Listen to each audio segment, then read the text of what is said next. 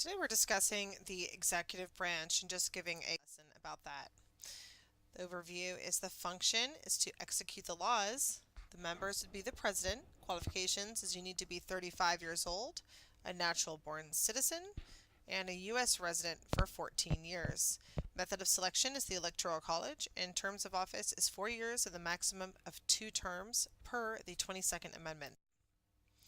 Shared characteristics of many of our presidents are political or military experience, married, white male, Protestant, and Northern European ancestry.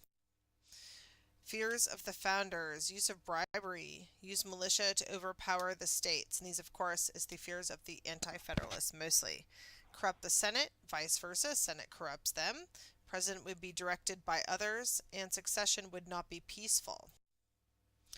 The Electoral College. What happens if there is no majority? It's given to the House.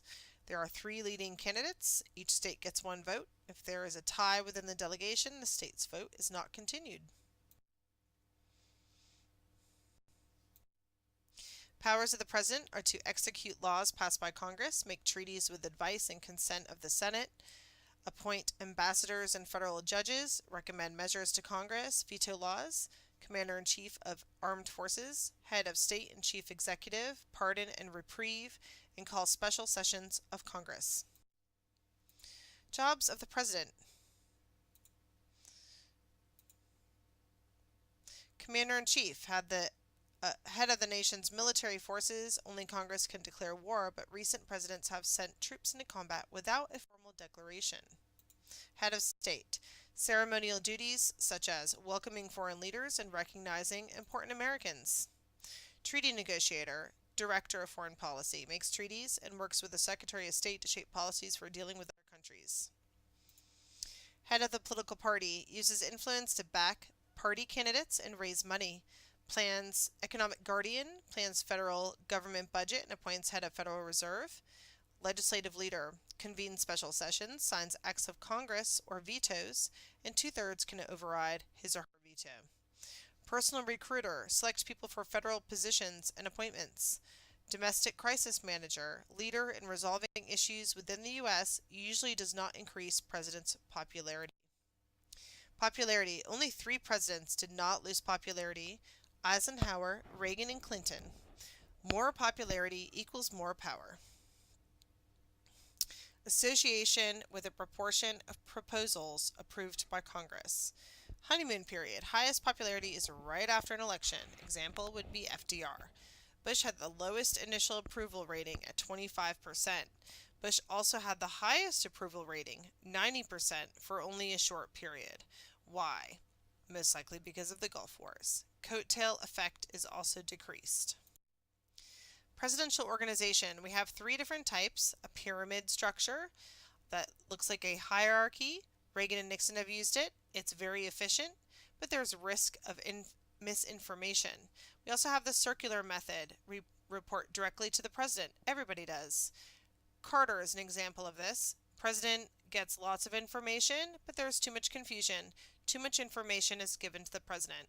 Then we have the ad hoc method. We have task forces, committees, and informal groups. President Clinton in his first term used this. It is somewhat efficient, but the wrong person could be chosen to head the task force. The President and Congress have shared power such as treaties, appointees, approval of legislation. Unlike a prime minister, our president is unable to control Congress. Example would be Kennedy was only able to secure 25% of proposals with the Democratic Congress. Period of congressional domination was between 1836 and 1932 and found the legislative veto as unconstitutional. The legislative veto, there's 2 ways. 2 ways to veto. You have a veto message and a pocket veto, where you don't sign something for 10 days. If you're in session, it becomes the law. If you're not in session, it's vetoed. The president does not have the power to line item veto. Only 4% of the 2,500 vetoes have been overridden. Needs 2/3 majority. FDR had 635. Presidential succession. Vice President presides over Senate, tie-breaking vote, and not much else. You have the 25th Amendment, where the VP becomes president. Then the VP acts as president if there is a disability. The President informs the Congress. VP and majority of Cabinet inform the Congress. You have then the Speaker of the House, the President pro tempore, Secretary of State. The cabinet agencies are not in the Constitution. They have grown into 15 departments at this point. Homeland Security is the most recent.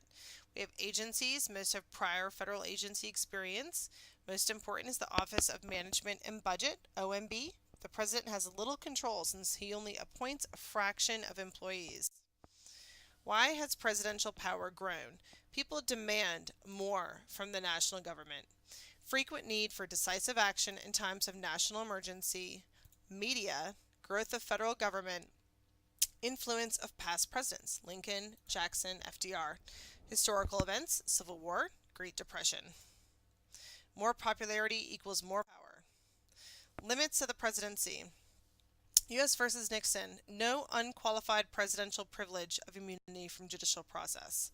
Budget Reform Act of 1974 outlaws impoundment of funds, requires president to spend all the funds. Clinton versus Jones, the president can be sued for actions taken before he became president. War Powers Act limits the ability of the president to send troops into combat. Unconstitutional. Impeachment, bringing charges of wrongdoing against a government official. Treason, bribery, or other high crimes and misdemeanors. The House brings the charges and the Senate convicts at 2/3 majority. Clinton and Andrew Johnson are two examples of this. Would you want to be president? You have a 90-hour work week. Must approve or veto between 400 and 600 bills annually. Hundreds of phone calls. Meetings, and more meetings. Unflattering media. Speeches. Deals with unexpected crises. 392 for the Bush administration. Anything else? The personality of which of the following presidents began to alter the relationship between the president and Congress and the nature of presidential leadership?